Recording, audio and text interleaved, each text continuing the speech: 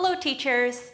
In this video, I will explain how to use the video resources for this course, as well as give you a few tips that I learned through my own teaching experience. The videos provide explanations and examples that may help your students understand the concepts of this course better. The videos of this course are mostly optional.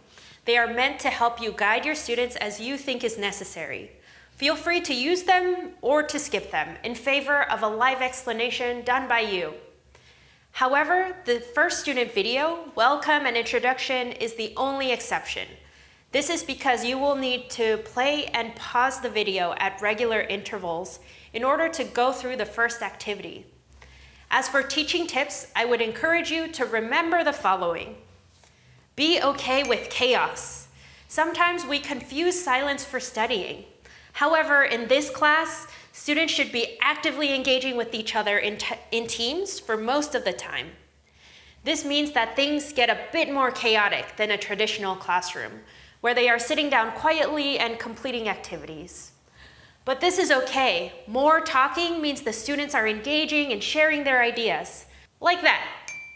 This course will develop the students' abilities to share big ideas with others. Because not every student is at the same level, some students will need more time to think of new ideas to share in groups. You as the teacher can help these students by allowing silence for a few seconds after posing a question. This silence will give the students time to think and share their thoughts efficiently.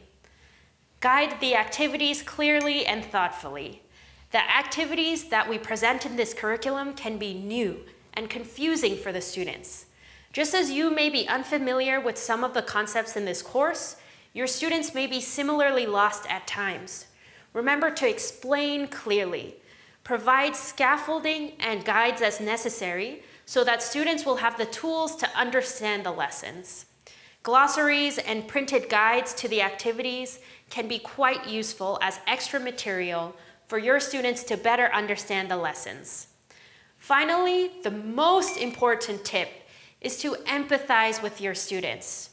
Make the students your main user and always think about what the class might be like from their perspective.